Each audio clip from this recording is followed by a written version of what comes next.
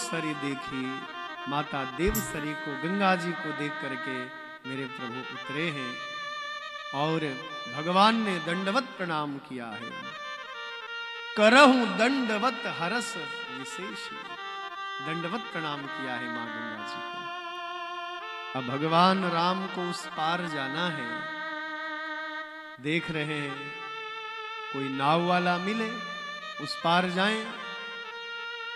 तो गंगा जी के किनारे पर जो है अपनी नौका के निकट केवट भैया बैठे हैं। आहा, देखिए। और मेरे रघुनंदन केवट भैया के पास आए हैं और बहुत विनम्रता पूर्वक कहते हैं, आइए। गोस्वामी तुलसीदास जी बड़ी सुंदर पंक्ति कह रहे हैं। बाबा कह रहे हैं, मांगी नावना केवट आना, मांगी नावना केवट आना, मांगी नावना केवट आना, मांगी नावना केवट आना, मांगी नावना केवट आना, मांगी नावना केवट आना। कहे तुम्हार मरम में जाना, कहे तुम्हारे मरम में जाना, कहे तुम्हार मरम में जाना, कहीं तुम्हारे मरम में जाना। मांगी ना जय हो। केवट आना, मांगे नावना केवट आना, मांगी नावना केवट आना, ओ मांगे नावना केवट आना। मांगी नाव न केवट आना। कितने सहज हैं मेरे रघुनंदन, देखो कहीं भी वो भाव है ही नहीं कि मैं अयोध्या का राजकुमार हूं, हैं? महाराज दशरथ का मैं पुत्र हूं, कहीं वो भाव है ही नहीं। जो हमारे केवट भैया हैं, कितनी सहजता से, कितनी सरलता से, आप बताइए। आहा, मांगी नाव न केवट आना। भगवान बहुत प्रेम भाव से दोनों हाथ जोड़ के बहुत विनम्रता पूर्वक नाव मांग रहे हैं। भैया हमको उस पार जाना है, हमें अपनी नौका में बिठा दीजिए, हमें उस पार जाना है, अपनी नौका में बिठा दीजिए। भगवान ने एक बार कहा, भगवान ने दो बार कहा, भगवान ने तीन बार कहा और केवट खड़ा होता ही नहीं है, बैठे के बैठे जैसे पहले था वैसे ही बैठा हुआ है। न केवट आना, केवट आया ही नहीं, अनसुना कर दिया। मन ही मन में कह रहा है, कहीं तुम्हार मरम में जाना, तुम्हारा मरम जानता हूं, तुम कौन हो, बड़े याचक बनते फिरते हो, हैं? सब जानता हूं कौन हो तुम। आहा, अब लक्ष्मण जी को बड़ा बुरा लगा। लक्ष्मण जी पहली बात तो यह है, मांगने के उसमें होते ही नहीं है वो कि मांगे भगवान कहीं हाथ फैलाए, अनुनय विनय करे। ये राक्षस, ये हमारे लक्ष्मण भैया की नीति में ही नहीं है कि भगवान कहीं मांगे, कहीं हाथ फैलाए। लक्ष्मण को वो भी पसंद नहीं कि भगवान कहे मांगी नाव, नाव को मांगे भगवान। क्यों मांगो भाई किसी से, रघुवंशी हम, क्यों मांगे। तो बड़ा सुंदर भाव है। आप देखिए, लक्ष्मण जी को थोड़ा क्रोध आ गया। ए मूर्ख प्राणी, अरे भैया, पूर्ण ब्रह्म परमात्मा सच्चिदानंद नारायण रघुकुल भूषण स्वयं तुमसे मांग रहे हैं नाव, लेकिन तुम इतने मूर्ख हो, इनका अभिवादन नहीं कर रहे हो। खड़े होकर कम से कम इतना तो बोल दो, महाराज महाराज स्वागत है स्वागत है, इतना तो बोलो। रघुकुल भूषण तुमसे मांग रहे हैं और तुम बैठे के बैठे हो, तुम्हें लज्जा नहीं आ रही है?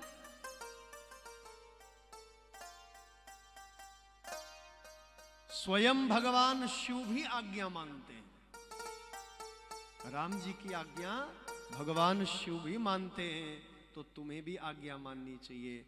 तो केवट मुस्कुराता हुआ कहता है, ए जी भगवान शिव आज्ञा मानते हैं तो माने। बोले अरे वो ब्रह्म है तू जीव है, वो ब्रह्म है तू जीव है। जब ब्रह्म आज्ञा मान रहा है तो तुझे भी आज्ञा माननी चाहिए, तुझे भी श्री राम की आज्ञा का पालन करना चाहिए। तो केवट कहता है प्रभु भगवान शिव आज्ञा मानते हैं तो माने, क्योंकि उनकी जटाओं से गंगा जी बह रही है, मुझे आज्ञा मानने की आवश्यकता नहीं। अरे वही गंगा तो मेरे पैरों के नीचे से बह रही है, देख लो यार। शिव जी की जटाओं में गंगा जी हैं, वो आज्ञा मानते हैं तो माना करें, लेकिन मेरी तो चरणों के नीचे से गंगा जी बह रही हैं, भैया मुझे आप मानने की आवश्यकता नहीं है, मैं नहीं मानूंगा कोई आज्ञा। अब भगवान राम कहते हैं, बोले प्रभु अरे भैया क्रोध क्यों करते हो, सीधी सी बात है, हमें अपनी नौका में बिठाओ, ज्यादा बहस करने की आवश्यकता ही नहीं, हमें अपनी नौका में बिठाओ और हमें उस पार पहुंचा दीजिए। आहा। अब केवट बोला स्वामी हमने सुना है कि तुम्हारे चरण धूलि में एक जादू है। क्या कह रहा है केवट, आप देखिए जरा। छुमत शिला भय नारी सुहाई, छुमत शिला भई नारी सुहाई, छुमत शिला भय नारी सुहाई, छुमत शिला भई नारी सुहाई, पाहन ते काठ कठिनाई, पाहन ते काठ कठिनाई, पाहन तेना काठ कठिनाई, पाहन तेना काठ कठिनाई, छुमत शिला भय नारी सुहाई, छुमत शिला भई नारी सुहाई, छुमत शिला भय नारी सुहाई, छुमत शिला भई नारी सुहाई, पाहन तेना काठ कठिनाई, ओ पाहन तेना काठ कठिनाई, पाहन तेना काठ कठिनाई, पाहन तेना काठ कठिनाई।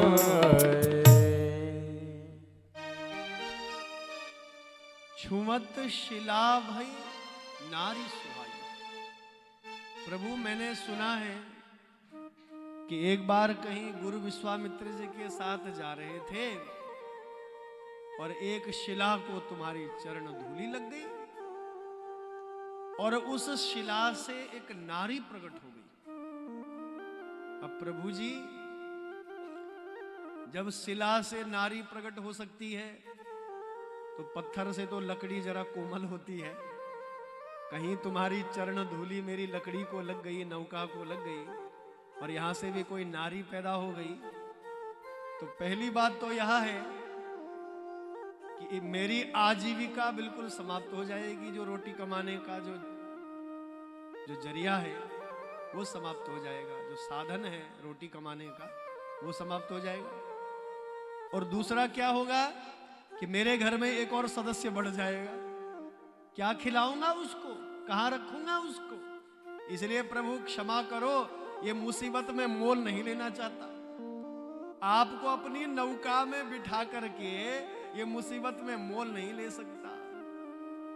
तो प्रभु जो मैं कहूं आपको वो करना पड़ेगा। बस लक्ष्मण जी की आंखें तो लाल लाल हो गई। अरे दुष्ट, रघुकुल भूषण भगवान राम को आज्ञा दे रहा है, जो मैं कहूं वो करना पड़ेगा। तो अब केवट कह रहा है, प्रभु क्या पता आप मन में ये ऐसा सोचें, क्या पता ऐसा भाव आपके मन में आए कि किसी दूसरी नौका में बैठ के उस पार चले जाएं। लेकिन आपको ये भी बता दूं, इस घाट पर कोई दूसरी नौका नहीं मिलेगी। भक्ति मार्ग के दो घाट हैं, एक घाट है सकाम घाट और दूसरा है निष्काम घाट। बाकी जितने भक्त मिलेंगे तेरे रघुनंदन, वो सारे सकाम घाट पर बैठे हुए हैं। निष्काम घाट पर तो कोई कोई भक्त बैठा होता है। दो प्रकार की भक्ति होती है ना, सकाम और निष्काम। अधिकतर लोग बुरा मत मानना, सकाम भक्ति करते हैं। राम जी के दर्शन करने आ रहे हैं, महादेव को जल चढ़ा रहे हैं, पूजा अर्चना कर रहे हैं। हाँ, जल चढ़ाने से एक बात मुझे याद आ रही है। प्रातः काल जब मैं यहाँ बैठ के भगवान का पूजन अर्चन करता हूँ, पाठ करता हूँ अपना, तो मैं यहाँ देखता हूँ जल भरा सीधे भोले बाबा के माथे में। ये भगवान, देखो पूजा की विधि हमें पता होनी चाहिए। बुरा तो नहीं मानेंगे। जब महादेव का पूजन करें, सबसे पहले हमारे गणपति भगवान बैठे हैं, उनका पूजन करें। जो शिव के बहुत प्रिय हैं, मां गौरी के प्रिय पुत्र हैं गणपति जी, उनका पूजन करें। उनके सन्मुख माता गौरी बैठी है, गौरी का पूजन करें। बिल्कुल दोनों के मध्य में भगवान कार्तिकेय बैठे हैं, उनका पूजन करिए। कार्तिकेय स्वामी बैठे हैं। बिल्कुल सन्मुख नंदी भगवान बैठे हैं, उनका पूजन करिए। और भगवान शिव के जो गण है ना, नंदी, भृंगी, श्रृंगी, कुबेर, बाणासुर, अंधकासुर, कीर्ति मुख, ये सब भगवान के गण हैं। पहले इन गणों का पूजन होता है। यद्यपि आपको मूर्तियां नहीं दिखेंगी मंदिरों में, लेकिन आप कल्पना करिए कि यहाँ पर सब भगवान के, शिव महादेव अकेले नहीं रहते हैं, उनके संग में उनके गण भी बैठे रहते हैं। ऐसा भाव बनाइए, सब वहां गण बैठे हैं और पहले महादेव के गणों को आप प्रसन्न करिए, तब आप शिव पूजा के अधिकारी बनते हैं। पहले शिव भगवान के गणों का पूजन करिए और महादेव के ऊपर नागराजा भगवान विराजमान है, नागराजा का पूजन करिए और फिर अंत में आप महादेव को जल चढ़ाइए, उनका पूजन करिए। और एक बात मैं विशेष कहता हूं, माता गौरी हमारे जो यहाँ पर पुजारी वृंद है, हमारे बांके बिहारी जी की भूमि से, वृंदावन की भूमि से, जो यहाँ पर निरंतर मेरे ठाकुर जी की सेवा करते हैं, अयोध्या की भूमि से महाराज जी नित्य भगवान की सेवा कर रहे हैं यहाँ पर। तो बंधुओं, जब वो प्रातः काल भगवान का पूजन कर दे, माँ गौरा का श्रृंगार कर दे, तो स्नान ध्यान करके श्रृंगार करके माँ गौरा तैयार होकर के बैठी हैं। मुझे बड़ा अच्छा बड़ा अच्छा नहीं लगता उस समय जब आप जल भरते हो और माता स्नान करके श्रृंगार करके बैठी है और आप माता के वस्त्रों को बिल्कुल भिगा देते हो। देखो, पूजन जो होता है वो भाव का विषय होता है। आप भाव से पूजा करिए, आप माता के चरणों में जल चढ़ाइए। आप कल्पना करिए, हम श्रृंगार करके तैयार बैठे हों और कोई एक गागर भर करके पानी लाए, कोई कलश भर के पानी लाए और हमारे ऊपर उड़ेल दे, अच्छा लगेगा हमको? तो गौरी माँ को श्रृंगार प्रिय होता है। जब माता का श्रृंगार हो गया है, तिलक लग गया, कज्जल लग गया, श्रृंगार हो गया मेरी महारानी का, वस्त्र धारण कर लिए, तो उन वस्त्रों को जल नहीं चढ़ाना चाहिए, भिगाना नहीं चाहिए। अब दिन भर मेरी मैया देखो भीगे हुए वस्त्रों में बैठी रहती है, बताओ। तो मेरी आपका भाई हूं, आपका बेटा हूं, इसलिए जो मुझे लगा मैं आप सभी के चरणों में यह बात कह रहा हूं। आप बुरा मत मानिएगा, मैं आपका भाई हूं इसलिए कह रहा हूं। जल भरा, सीधे उड़ेल दिया गंगा जल, तो भाव से चरणों में आप अर्पित करिए, क्योंकि मेरी महारानी श्रृंगार करके बैठी है, आप उनको गीला कर देंगे, भिगा देंगे तो अच्छा नहीं लगेगा। तो ये मेरी प्रार्थना है, आप बुरा मत मानिएगा। तो बड़ा सुंदर भाव है। केवट कहता है प्रभु भक्ति के दो घाट हैं। एक घाट है सकाम, जितने भक्त पूजा करते हैं अधिकतर लोग वो सकाम भक्ति से पूजा करते हैं। मेरे राघव का पूजन कर रहे हैं, महादेव का पूजन कर रहे हैं, क्या इच्छा होती है? प्रभु मुझे ये चाहिए, प्रभु मुझे वो चाहिए, प्रभु मुझे ये दे दे, प्रभु मुझे वो दे दे, सब मांगते हैं।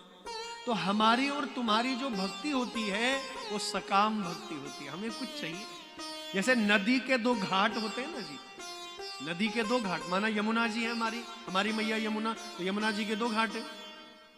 एक घाट आप जरा गौर से देखिए कि एक घाट ऐसा होता है जिस पर जगह खाली रहती है, दूर दूर तक जगह खाली रहती है, और दूसरा घाट ऐसा होता है जिससे जल छू करके बहता है।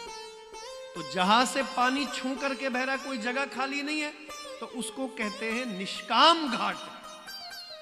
और जहां जगह खाली बच गई वहां अगल बगल के लोग, गांव के लोग क्या करते हैं, थोड़ी सी खेती कर देते हैं, फल फूल आदि वहां बो देते हैं। तो जो घाट, जिस घाट से कुछ चाहिए, फल चाहिए, फूल चाहिए, धन वैभव चाहिए, पद प्रतिष्ठा चाहिए, तो भैया वो जो घाट कहलाएगा वो सकाम घाट कहलाएगा। वो दूसरा जो घाट है वो निष्काम घाट है, जिससे कुछ नहीं चाहिए। तो भक्ति जब हो हमारी तो निष्काम भक्ति हो हमारी। तो केवट बड़े सुंदर शब्द कह रहा है, प्रभु कहीं आप ये सोचो कि दूसरी नौका में बैठ जाएं, उस पार चले जाएं। प्रभु इस निष्काम घाट पर केवल आपका यही भक्त मिलेगा, बाकी जितने भक्त मिलेंगे सब सकाम घाट पर मिलेंगे। इसलिए आपको बता दूं, यहां कोई दूसरी नौका नहीं मिलेगी, दूसरी नौका वाला नहीं मिलेगा, क्योंकि निष्काम भक्ति करने वाला केवल मैं ही हूं, बाकी सब सकाम है। तो भगवान श्री राम ने केवट को कहा, बोले भैया ज्यादा बात क्यों बढ़ा रहे हैं, जो आप कहोगे हम करने को तैयार हैं, मांगो क्या करना पड़ेगा हमको। बोले प्रभु असली समस्या यह है आपकी चरण धूली, चरण में जो मिट्टी लगी है ना, रज, उस रज को हटाना पड़ेगा, और उस रज को हटाना पड़ेगा तो उसके लिए आपको अपने चरण धुलवाने पड़ेंगे। बोलो हर हर गंगे, जोर से बोलो हर हर। आपको अपने चरण धुलवाने पड़ेंगे। अब देखो देखो, मिट्टी ही हटानी थी तो किसी कपड़े से साफ करके नहीं, मिट्टी को साफ किया जा सकता था, लेकिन चरण धोने का निर्णय क्यों लिया? देखिए मेरे जो राम लला हैं इतने दिव्य हैं, इतने सुंदर हैं, आहा, अलौकिक दिव्य सुंदरता मेरे राघव की, मेरे राम लला की।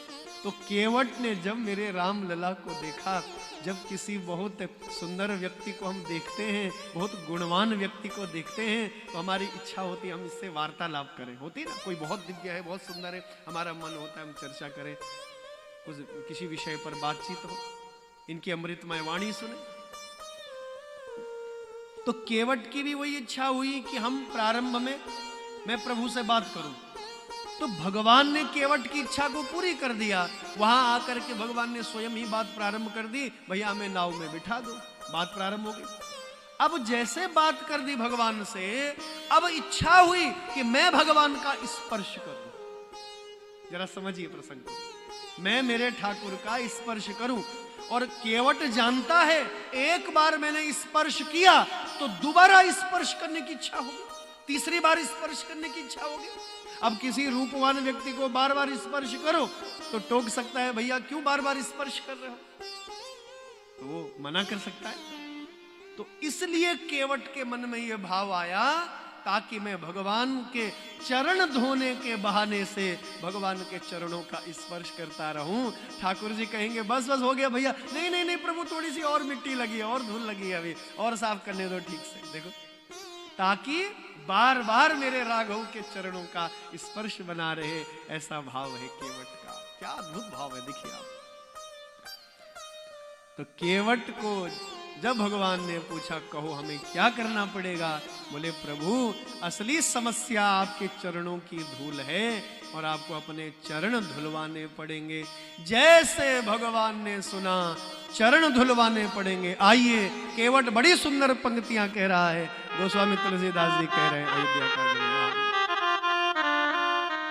कृपा सिंधु बोले मुस्काई, कृपा सिंधु बोले मुस्काए, कृपा सिंधु बोले मुस्काई, कृपा सिंधु बोले मुस्काए। सोई करो जही तब नाम न जाई, सोई करो जय तब नाव न जाए, सोई करो जही तब नाम न जाई, सोई करो जय तब नाव न जाए। मंगल भवन अमंगल हो अमंगल मंगल भवन अमंगल हारे, मंगल भवन अमंगल हारी, मंगल भवन अमंगल हारे। प्रभु सुदशरथ अजीर बिहारी, प्रभु सुदशरथ अजर बिहारी, प्रभु सुदशरथ अजीर बिहारी, प्रभु सुदशरथ अजर बिहारी। कृपा सिंधु बोले जय हो। मुस्काई, कृपा सिंधु बोले मुस्काए, सोई करो जही तब नाम न जाई, सोई करो जय तब नाव न जाए।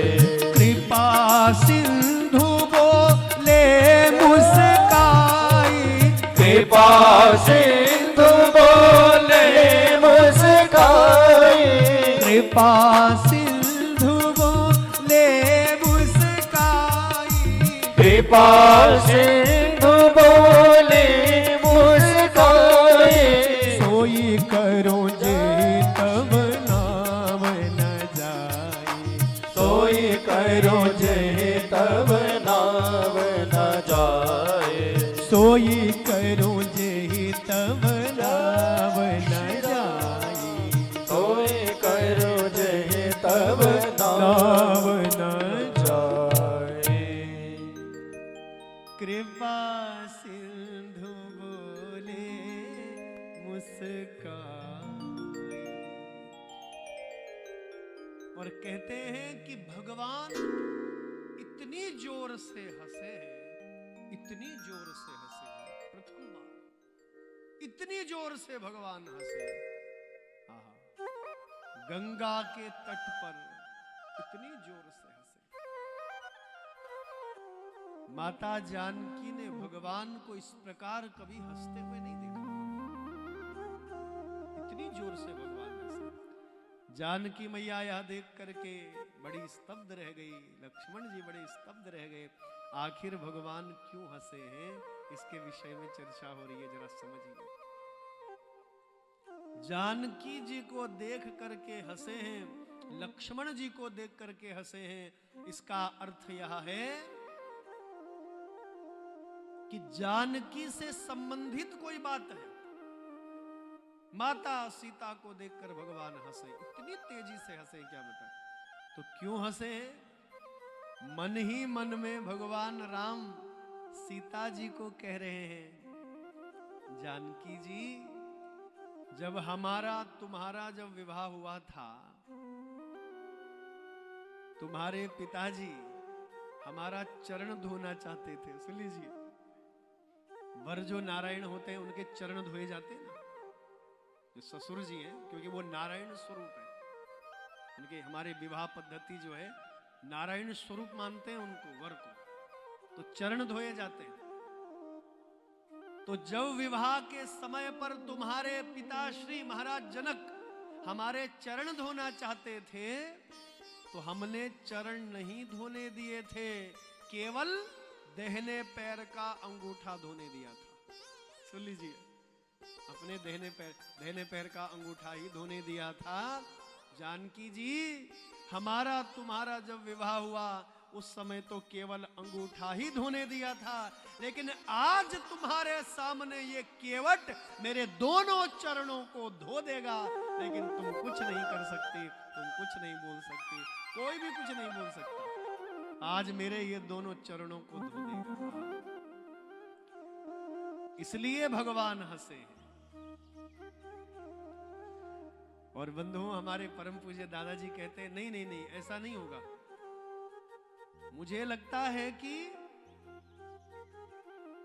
लक्ष्मण जी से संबंधित कोई बात है। लक्ष्मण जी को देख करके भी हंस रहे हैं, तो इसका अर्थ यह है कि लक्ष्मण से संबंधित भी कोई बात है। तो लक्ष्मण की ओर देख करके क्यों हंसे? तो लक्ष्मण को याद दिला रहे हैं। देखो, भगवान की बाल लीलाओं में एक छोटा सा प्रसंग आया है कहीं कि लक्ष्मण बिना राम के सोते ही नहीं थे। चारों माताओं ने अलग अलग राजकुमार चारों के लिए अलग अलग पालने बनाए हैं। झूला, बच्चे झूले में सोते हैं ना, पालने में, तो सबके लिए अलग अलग है। लेकिन लक्ष्मण जी अपने झूले में नहीं सोते, अपने पालने में नहीं सोते, वो राम जी के साथ ही सोते हैं। और सुन लीजिए, जिस तरफ भगवान राम के चरण रखे हों उस तरफ लक्ष्मण जी का मुंह होता था, और भगवान राम के दाहिने चरण का जो अंगूठा होता था वो भगवान के प्रिय भक्त लक्ष्मण जी के मुख में रख देती माता सुमित्रा। जहां राम जी सोए हों वहां लक्ष्मण को सुला देती, और दाहिने पैर का जो अंगूठा होता मेरे प्रभु का, वो लक्ष्मण जी के मुंह में डाल देती। और जिस दिन वो पैर का अंगूठा नहीं मिलता राम जी के, वो सोते नहीं। पूरा राजमहल रो रो करके लक्ष्मण जी मानो माथे पर उठा देते, किसी को भी सोने नहीं देते। इसलिए माताएं जो है पहले ही लक्ष्मण जी को राम जी के चरण का अंगूठा उसके मुंह में डाल देते। तो राम जी आज लक्ष्मण जी को कह रहे हैं, लक्ष्मण भैया याद है? अरे भैया, बचपन में जब तुम्हें मेरे चरण का अंगूठा नहीं मिलता तो सारा राजमहल तुम माथे पर उठा लेते।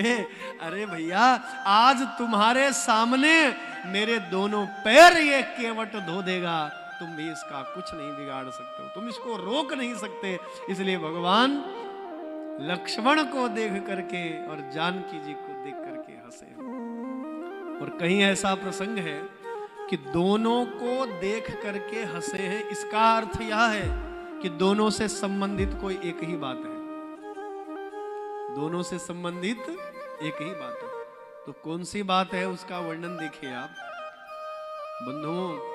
स्वयंवर की कथा जिस दिन हमने सुनी, व्यासपीठ ने उस दिन कहा था कि स्वयंवर से पहली जो रात्रि थी पहले दिन की, उस रात्रि को लक्ष्मण जी रो रहे हैं। राम जी ने पूछा, क्या हुआ भैया? पिताजी की याद आ रही है, मैया की याद आ रही है, भैया की याद आ रही है? बोले नहीं प्रभु, कल तुम्हारा विवाह हो जाएगा जानकी जी से, कल धर्मपत्नी बन जाएंगी, और धर्मपत्नी का पति पर पूर्ण अधिकार हो जाता है, और कल से जानकी जी ही तुम्हारे चरणों की सेवा करेंगी। और भैया, अब तक जो चरण सेवा मुझे मिलती थी, अब वह चरण सेवा मुझे नहीं मिलेगी, कल से जानकी जी को मिल जाएगी। तो भगवान राम बोले, चिंता मत करो भैया, अभी विवाह ही नहीं हुआ, विवाह होने दो, उसके बाद बताएंगे। तो एक दिन विवाह के उपरांत लक्ष्मण जी ने भगवान को पकड़ लिया। बोले, प्रभु, जब से तुम्हारा विवाह हुआ तब से मेरे भाग्य में चरण सेवा है ही नहीं, प्रभु कुछ कृपा करो, चरण सेवा मुझे मिल जाए, कुछ ऐसा अनुग्रह करो, कुछ ऐसी कृपा करो। तो राम जी बोले, लक्ष्मण, कुछ दिनों के बाद होली आने वाली है, फागुन आने वाला है, और अयोध्या की परंपरा है कि होली के दिन, फाल्गुन में होली के दिन, अवध की जो बहू है, नई नवेली जो बहू है, वो अपने भाइयों को, देवरों को कुछ न कुछ वरदान देती है, जो वो मांगे। ऐसी परंपरा है। और जो देवर जी मांगे, जो भैया मांगे, वो देना पड़ेगा। तो लक्ष्मण कुछ समझे, भरत जो मांगे सो मांगे, और जब तुम्हारी मांगने की बारी आए तो जानकी जी से चरण सेवा मांग लेना, बस। बोलो हर हर गंगे। अब लक्ष्मण जी होली की प्रतीक्षा कर रहे हैं, होली कब आए, होली कब आए है? तो होली का अरुणोदय हुआ, सूर्योदय हुआ, और बड़ी दिव्य अवध की होली, मां भगवती जानकी जी की प्रथम होली अयोध्या में यहाँ मांडवी, उर्मिला, श्रुति कीर्ति प्रथम होली अयोध्या में खूब आनंद पूर्वक होली खेली है। देखिए, रंगों से जो है पात्र भरे हुए हैं, रंग बिरंगे गुलाल आदि रंग जो है भरे हुए हैं, और पानी में रंग मिलाया हुआ है, छलाछल पात्र भरे हुए हैं रंगों से। होली खेली है सबने। महाराज दशरथ जी को, कौशल्या जी को तिलक लगाया रंग का, है? सबको होली का रंग लगाया, खूब आनंद पूर्वक होली खेली। लक्ष्मण जी ने, भरत जी ने, शत्रुघ्न जी ने खूब आनंद पूर्वक होली खेली। और बंधुओं, अब महाराज दशरथ बोले, भरत बेटा, लक्ष्मण, हो गया होली। अब अपनी भाभी मां से जो मांगना हो सो मांग लो, बस अब हो गया, बंद करो, बस बहुत देर हो गई, अब स्नान वगैरह करो। तो भाभी मैया बैठी हैं, देखिए आप, मां जानकी, जनक नंदिनी जी बैठी हैं। और रघुकुल की परंपरा के अनुसार, अयोध्या की परंपरा के अनुसार, भाभी मां से जो देवर मांगे वो देना पड़ेगा, जो मांगे देवर। तो सबसे श्रेष्ठ श्री भरत जी हैं। भरत जी का नंबर आया, और भरत जी ने बहुत विनम्रता पूर्वक माता के चरणों में प्रणाम किया है। माता जी बोली, भरत जी, देवर जी, आपको क्या चाहिए, क्या दे सकती है? तो भरत जी की मांग तो जगत प्रसिद्ध है। अर्थ न धर्म न काम रुचि, न गति चहु निर्वाण, जन्म जन्म रति राम पद, यह वरदान मुझे, यह वरदान मुझे दीजिए। ये वरदान मुझे दीजिए आप। कितना अद्भुत प्रसंग। देखिए, मुझे न धर्म चाहिए, न अर्थ चाहिए, न काम चाहिए, न मोक्ष चाहिए, मुझे कुछ नहीं चाहिए। यदि मुझे देना चाहते हो तो हे मैया, जीवन भर मुझे राम जी की भक्ति मिले, राम जी के प्रति मेरे हृदय का जो प्रेम है, ये प्रेम और अगाध हो, ये प्रेम और बढ़े, ऐसा अनुग्रह करो, ऐसी कृपा। तो माता जनक नंदिनी सीता जी ने तथास्तु कहा, वरदान दिया। तो भरत जी वरदान लेकर के चल पड़े। अब लक्ष्मण जी की बारी आई, तो लक्ष्मण जी ने पहले शत्रुघ्न जी को भेज दिया, जा भैया पहले तू जा। तो लक्ष्मण जी ने शत्रुघ्न जी को भेज दिया, और शत्रुघ्न जी को जब भेज दिया,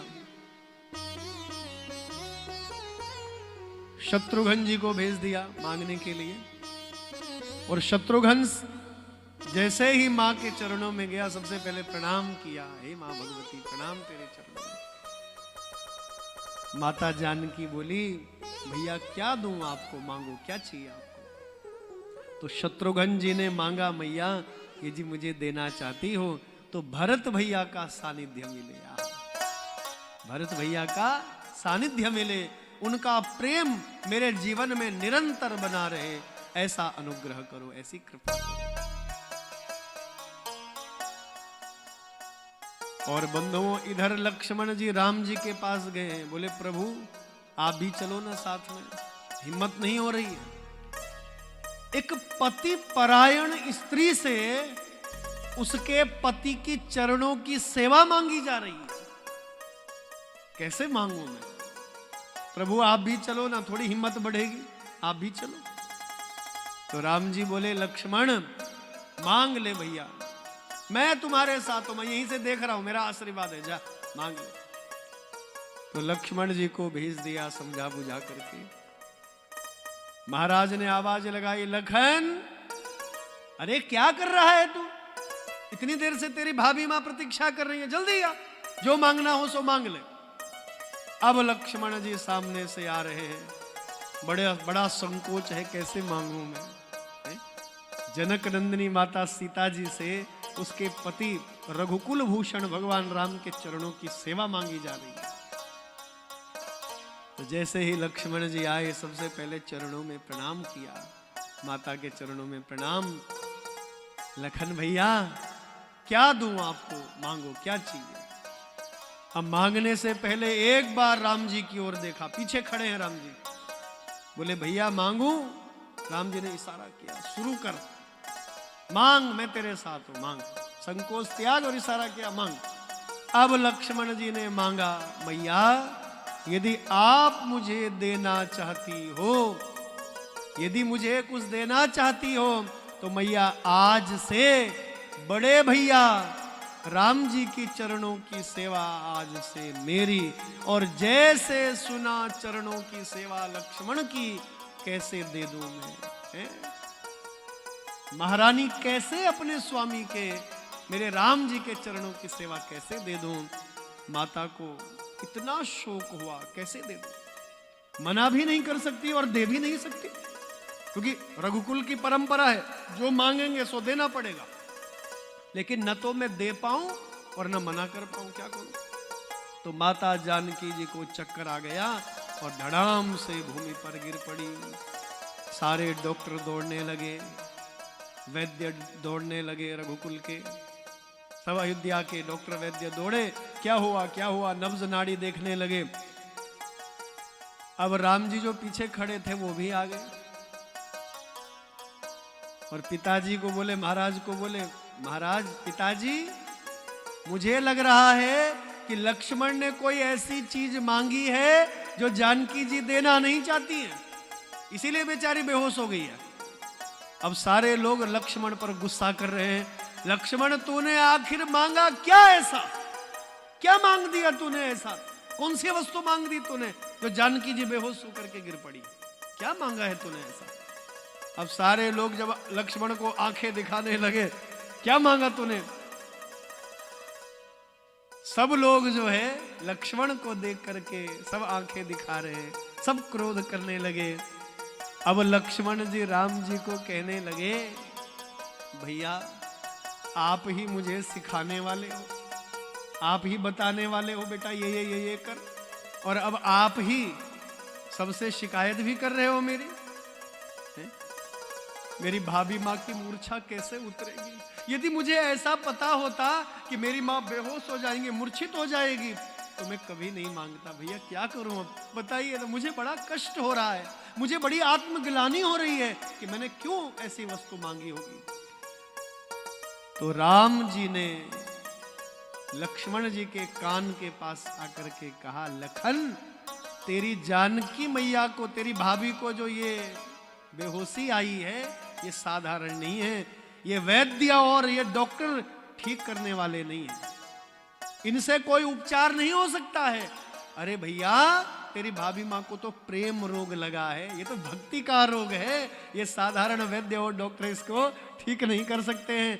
ऐसा करो, अपनी भाभी जी के कान में जाकर के बोल दो, मैया क्षमा कर दो, बड़ी भूल हो गई, आज से समझौता कर लेते हैं, एक चरण की सेवा तुम्हारी और एक चरण की सेवा मेरी, दोनों चरणों की सेवा को बांट लेते हैं, ऐसा कर लो। बोले क्या जानकी मैया ठीक हो जाएंगी? बोले हाँ, तो एक बार करके तो देख, मुझे सब पता है, जा एक बार बोल के आ। अब लक्ष्मण जी आए हैं और धीरे से मैया के कान में जाकर के बोला, मैया क्षमा करो, बड़ी भूल हो गई मुझसे, मैया समझौता कर लो, आधी चरण सेवा मेरी और आधी चरण सेवा तुम्हारी। जानकी जी ने भी विचार किया, जैसे मानो कोई जहाज डूब रहा है और डूबते हुए जहाज में से कुछ भी हाथ लग जाए तो भाग्य समझो। जानकी जी ने भी वही सोचा कि भैया नहीं तो सारा जहाज ही डूब रहा था, कम से कम आधी चरण सेवा तो मिली।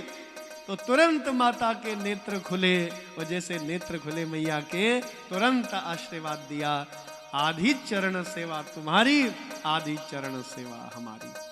तो बंधु आइए इसी को देख करके भगवान हंसे हैं। बाबा गोस्वामी तुलसीदास जी कह रहे हैं, बड़ी मधुर पंक्ति है, देखिए आप।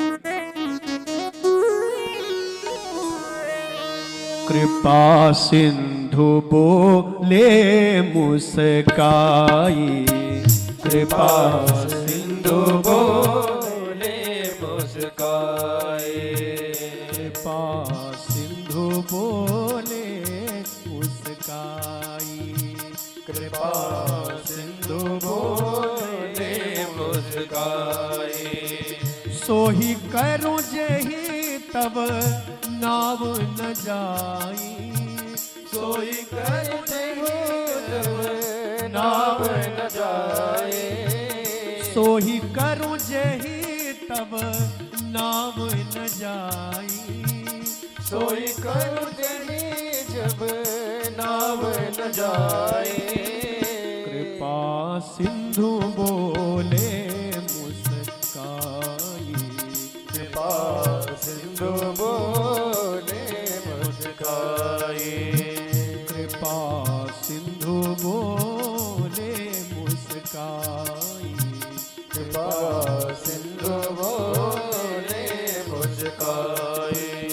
श्री राम जय राम जय जय राम, श्री राम जय राम जय जय राम, श्री राम जय राम जय जय राम, श्री राम जय राम जय जय राम, श्री राम जय राम, श्री राम जय राम, श्री राम जय राम, श्री राम जय राम जय जय राम, जय हो। कृपा सिंधु बोले मुस्काई, ओ कृपा सिंधु बोले मुस्काए, कृपा सिंधु बोले मुस्काई, कृपा सिंधु बोले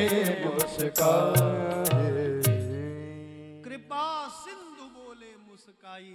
इतना हंसे हैं भगवान, इतना हंसे हैं भगवान, मन ही मन शायद कहना चाहते हैं, जानकी जी, लक्ष्मण जी, याद है आपको? याद है? अरे एक एक चरण सेवा के लिए कैसे लड़ते थे तुम दोनों? हैं? मुझे चरण सेवा चाहिए, मुझे चरण सेवा चाहिए, मुझे चरण सेवा चाहिए। लेकिन आज ये जो केवट है, ये मेरे दोनों चरणों की सेवा कर देगा, मेरे दोनों चरण धो देगा। तुम दोनों कुछ नहीं कर सकते हो, तुम दोनों कुछ नहीं कर सकते हो। आहा। अब केवट कह रहा है, स्वामी हे दयालु, हे कृपालु, हे भक्तवत्सल, आप सोच रहे होंगे कि चरण भी धुलवाएगा, ये चरण भी धुलेगा और इसको कुछ उतराई भी देनी पड़ेगी। तो मैं सौगंध खा करके कहता हूं, मैं आपकी सौगंध खाकर कहता हूं, आपके पिताजी महाराज दशरथ की सौगंध खा करके कहता हूं, मैं आपसे उतराई नहीं लूंगा। अब तो लक्ष्मण जी से नहीं रहा गया। अरे दुष्ट, इतनी देर से हमको यहां खड़े करके रखा हुआ है, इतनी देर से हम खड़े हैं, स्वयं तो बैठे बैठे बात कर रहा है, अभी तक भी खड़ा नहीं उठा। ध्यान दीजिएगा, अभी बैठा हुआ है केवट, भगवान खड़े हैं और केवट बैठा हुआ है। देखिए क्या अद्भुत प्रसंग है, जरा देखिए। और लक्ष्मण जी को क्रोध आ गया, अच्छा इतनी देर से हमें दुखी करके रखा है,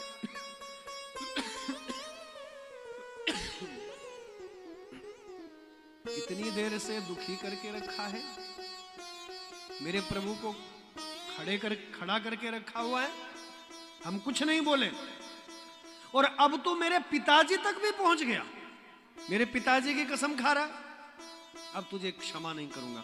तुरंत धनुष बाण निकाला लक्ष्मण जी ने और प्रत्यंचा चढ़ाया और मारने को तैयार। देखिए बड़ा अद्भुत प्रसंग है। तो जैसे मारने को तैयार हुए, केवट ने दोनों हाथ जोड़ के कहा, प्रभु तुम्हारे भाई का स्वभाव जरा उग्र लगता है, जरा उग्र स्वभाव लगता है इनका। लक्ष्मण जी, मैं मरने से नहीं डरता, मृत्यु से नहीं डरता, और यदि आज तुम्हारे हाथों में मर भी गया तो मेरा कितना बड़ा सौभाग्य होगा, तुम सोच भी नहीं सकते हो। तो अब केवट गिना रहा है क्या क्या सौभाग्य होगा मेरा, देख लो। अगर आज मृत्यु हो गई तो मेरा पहला सौभाग्य होगा कि गंगा जी के किनारे मृत्यु होगी, क्योंकि गंगा के तट पर जिसकी मृत्यु होती है उसको दिव्य लोक की गति प्राप्त होती है। दूसरा सौभाग्य मेरा यह होगा कि भगवान सीताराम के चरणों में मेरी मृत्यु होगी, भगवान सीताराम के चरणों के निकट मेरी मृत्यु होगी, दूसरा सौभाग्य। और तीसरा सौभाग्य क्या होगा? मानो आज तुम्हारे हाथों मेरी मृत्यु होती है तो मेरे घर वालों को जो पता लगेगा, मेरी धर्म पत्नी को, मेरे बच्चों को, तो रोते बिलखते हुए आएंगे, प्रभु प्रभु प्रभु, तुम्हारे भैया ने हमारे पति को, मेरे पति को मार दिया, हमारे पिताजी को मार दिया। तो हमारे प्रभु का स्वभाव बड़ा करुणामय है, और हमारे घर वालों के आग्रह पर भगवान राम को मेरा अंतिम संस्कार भी करना पड़ेगा, और राम जी के हाथों मेरा अंतिम संस्कार हो जाएगा। तो इससे बड़ा क्या सौभाग्य होगा, बताओ। और लक्ष्मण जी, तुम्हारे हाथों सबसे बड़ा सौभाग्य यह है कि तुम्हारे हाथों मेरी मृत्यु होगी। मैं जानता हूं कि आप कौन हो। केवट याद दिला रहा है लक्ष्मण जी को, एक बार तुम्हारे हाथों मेरी मृत्यु हुई तो मैं साधारण जीव से मनुष्य बन गया। केवट कोई साधारण नहीं है, इसको साधारण नाव चलाने वाला मत समझ लेना। हमारे वेद शास्त्रों में लिखा है कि कई जन्म पहले केवट जो है एक समुद्र का जीव था, समुद्र का कीड़ा था, समुद्री जीव। किसी प्रकार ये क्षीर सागर में पहुंच गया, इसके जन्म जन्मों का कोई भाग्य, कोई पुण्य, क्षीर सागर में जहां भगवान नारायण शयन करते हैं। तो एक दिन इस कीड़े ने देखा कि भगवान शयन कर रहे हैं, मैं साधारण जीव हूं, कीड़ा बना हूं, यदि भगवान नारायण के चरणों का स्पर्श हो जाए तो क्या पता मेरी मुक्ति हो जाए, इस योनि से मुझे मुक्ति मिल जाए। तो वो कीड़ा जो है बहुत धीरे धीरे धीरे धीरे करके वो कीड़ा भगवान नारायण के चरणों तक पहुंचना चाहता है। अब शेषनाग जी ऊपर है ना, छत्र बना हुआ है भगवान के ऊपर, भगवान शयन कर रहे हैं। तो शेषनाग जी की दृष्टि गई और शेषनाग जी ने देखा ये कीड़ा कहीं भगवान को कोई कष्ट न पहुंचाए, भक्त है ना लक्ष्मण जी। तो शेषनाग जी ने देखा कहीं ये मेरे प्रभु को कोई कष्ट न पहुंचाए, तो उसने एक फुसकार मारी, शेषनाग जी ने फुसकार मारी और फुसकार से उसको नीचे गिरा दिया। फिर इसने प्रयास किया, शेषनाग भगवान ने गिराया, फिर नीचे गिरा, फिर धीरे धीरे करके आया। अब फिर जैसे भगवान के चरणों का स्पर्श करना चाहता है, फिर शेषनाग भगवान ने फुसकार मार के फिर गिरा दिया। तो बार बार ये प्रयास करता रहा और शेषनाग लक्ष्मण जी गिराते रहे। अंत में शेषनाग भगवान को क्रोध आ गया, ये कीड़ा बहुत देर से बड़ा दुखी कर रहा है। तो शेषनाग भगवान ने अब अपने फनों का प्रहार किया, और जैसे फन का प्रहार किया, बेचारे कीड़े की मृत्यु हो गई। और वही कीड़ा आज कई जन्मों के बाद केवट बन करके आया है। और वही बात लक्ष्मण जी को याद दिलाई, लक्ष्मण जी तुम मुझे नहीं पहचान रहे हो, लेकिन मैं तुम्हें पहचान रहा हूं। कये ही तुम्हार मरम में जानी, कह रहा मैं तुम्हारा मरम जानता हूं, तुम कौन हो। तो तुमने मुझे नहीं पहचाना, लेकिन मैं तुम्हें भली भांति पहचान गया हूं। इसलिए लक्ष्मण जी, एक बार तुम्हारे हाथों मेरी मृत्यु हुई तो मैं साधारण समुद्र के जीव से मनुष्य बन गया, और दोबारा यदि मृत्यु हो जाएगी तो भैया इस केवट योनि से कहीं मैं कोई दिव्य सिद्ध महापुरुष न बन जाऊं, कोई साधु न बन जाऊं, कहीं मैं कोई देवता न बन जाऊं। तो आज मेरा कितना बड़ा सौभाग्य होगा यदि तुम्हारे हाथों मेरी मृत्यु हो जाएगी। बोलो हर हर गंगे, जोर से बोलना पड़ेगा, हर हर। अब भगवान बोले हैं, भैया जाओ जल भर करके लाओ और हमारे चरण धो दो। तो आइए, केवट अब उठा है, देखो अब उठा है केवट, उठो और चरण धो। देखो अब उठा, कितनी प्यारी भक्ति है इसकी, आप देखिए कितनी निश्चल भक्ति, निष्कपट भक्ति। भगवान खड़े हैं और भक्त बैठा है, भक्त बैठा है और भगवान खड़ा, किसी प्रकार की कोई औपचारिकता नहीं। प्रभु आइए आइए, आपका स्वागत है, आइए विराजिए, चरण धो, आरती उतारो, ये करो वो करो, पुष्पमाला पहनाओ, स्वागत वंदन करो, कुछ नहीं, कोई औपचारिकता नहीं। भगवान खड़े हैं, भक्त बैठा है। और अब जब भगवान बोले केवट भैया उठो और चरण धो लो, अब जाकर के केवट खड़ा हुआ है। ठीक है प्रभु, चरण धोता हूं, अब उठा है। देखिए, और बाबा कह रहे हैं बड़ी सुंदर पंक्तियां, देखिए।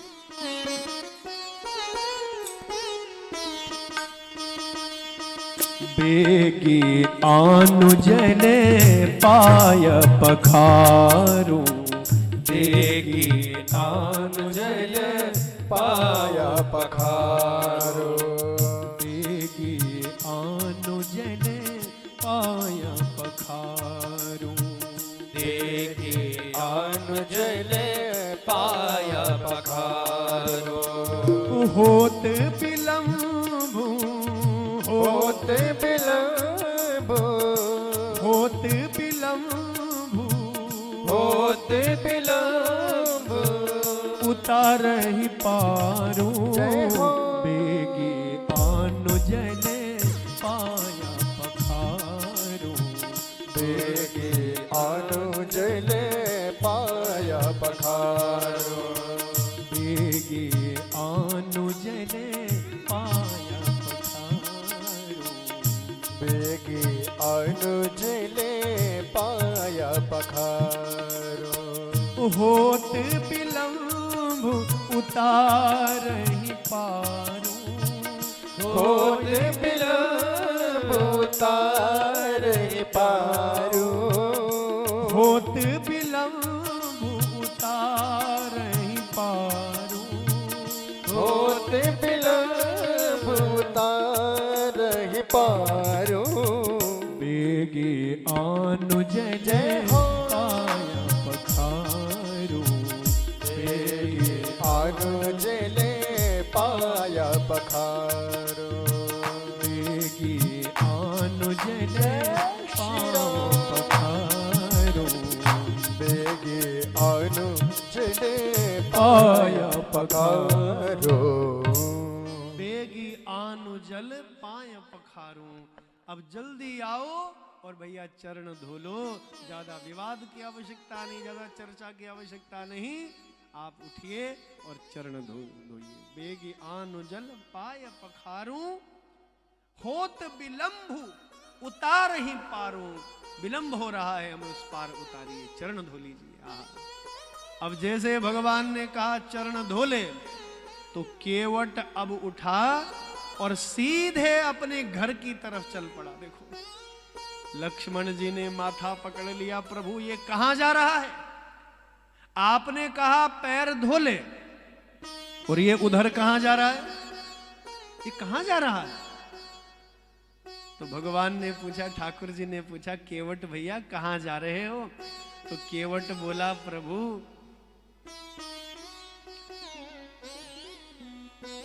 भले ही हम बहुत गरीब हैं, लेकिन प्रभु आपके चरणों की कृपा से इतनी समझ है, इतनी अकल है कि जब कोई सदकर्म करो तो अकेले मत करो, सब परिवार करना चाहिए। कितना बुद्धिमान है, देखो ऐसा सौभाग्य मिला है राम जी के चरण धोने का। अरे अकेले कैसे करूं भाई? धर्म पत्नी सहित करूंगा। आपके चरण धोने का सौभाग्य मिला है तो भैया आपके चरण धर्म पत्नी सहित धोऊंगा, बाल बच्चों सहित धोऊंगा, परिवारजनों सहित धोऊंगा। तो लक्ष्मण जी बोले प्रभु अभी ये घर जाएगा, धर्म पत्नी को लेकर आएगा, बच्चों को लेकर आएगा, अपने परिजनों को लेकर आएगा, तब तक क्या ऐसे ही खड़े रहे हम? तब तक क्या खड़े रहे? तो राम जी बोले लक्ष्मण भैया धीरे बोलो, बड़ी उल्टी खोपड़ी का है, फिर कुछ और बोल पड़ेगा। अब फंसे ही ऐसी जगह है, क्या करें? शांति से खड़े रहो लक्ष्मण जी। भगवान ने लक्ष्मण को शांत किया और केवट जी घर की ओर चले। कैसी अद्भुत भक्ति है, देखिए आप। और धर्म पत्नी को आकर के जब कहा देवी ऐसा सौभाग्य मिला है आज, पूर्ण ब्रह्म जगदीश्वर लक्ष्मी नारायण के चरण धोने का सौभाग्य मिला है, चलो चलो मिल करके प्रभु के चरण पखारे। चलो। धर्म पत्नी के आंखों से आंसू छलक पड़े। केवट ने पूछा क्या हुआ देवी? तो धर्म पत्नी रोते रोते कहती है नाथ आज प्रथम बार मुझे लगा कि भगवान ने मुझे गरीब क्यों बनाया, हमको गरीब क्यों बनाया। यदि मेरे घर में स्वर्ण के पात्र होते, चांदी के पात्र होते, तो मैं भगवान के चरण स्वर्ण के पात्र में धोती। हम स्वर्ण के पात्र में भगवान के चरण पखारते, लेकिन हम ऐसे अभागे हैं, हमारे घर में कुछ नहीं है। तो केवट कितना बुद्धिमान है देखो जरा। धर्म पत्नी के आंखों के आंसुओं को पोंछ दिया और कहने लगा देवी यदि मेरे घर में स्वर्ण और रजत के पात्र भी होते ना, फिर भी मैं भगवान के चरण स्वर्ण के पात्र में नहीं धुलाता। तो अब पूछने लगी क्यों जी, क्यों नहीं धुलवाते? तो केवट कितना बुद्धिमान है आप देखिए। केवट कहता है देवी स्वर्ण और रजत क्या है? धातु है। धातु कठोर होता है, भगवान के चरण उसमें धोते, सारा सब भक्त लोग चरणामृत ले लेते, सबको चरणामृत मिल जाता। तो धातु कठोर होता है, वो भगवान के चरणामृत को अपने अंदर नहीं सोखता, ग्रहण नहीं करता। तो देवी मैं भगवान के चरण को लकड़ी के कठोते में धुलूंगा। यदि स्वर्ण का पात्र भी होता उसमें नहीं धोता, लकड़ी के अंदर धोता, लकड़ी का कठोता जो पात्र है उसमें धुलता। क्यों? क्योंकि लकड़ी कोमल होता है और चरणामृत सबको बंट गया। कई कई दिनों तक वो लकड़ी जो है भीगी रहेगी, भगवान के चरणामृत से गीली रहेगी। और देवी जब सब हम चरणामृत पी लेंगे, चरणामृत समाप्त हो जाएगा, तब तू उसी लकड़ी में हमारे परिवार के लोगों के लिए आटा गूंद दिया करना और भगवान के चरणामृत में भीगी हुई रोटियां हम लोग ग्रहण करेंगे। भगवान के चरणों की जो चरण जो जल है उसकी रोटियां हम लोग ग्रहण करेंगे। तो आटा उसी कठोते में गूंद दिया करना, उसी में रोटियां बेल देना और उसी से हम भगवान के चरणामृत को कई कई दिनों तक जो है ग्रहण करते रहेंगे। देखो कितना बुद्धिमान है। यदि धातु का पात्र होता भी उसमें मैं भगवान के चरण नहीं धुलवाता। बच्चों को लेकर आया, धर्म पत्नी को लेकर के आया, परिवारजनों को लेकर के आया, जितने बंधु बांधव इष्ट मित्र, कितना महान भक्त है आप जरा देखो है? केवल स्वयं नहीं तरा, अपने परिवार को तार दिया, अपने बच्चों को तार दिया, अपने गांव समाज के लोगों को तार दिया। भक्ति तो केवल एक भक्त करता है और उस भक्त के पीछे सभी भक्त तर जाया करते हैं।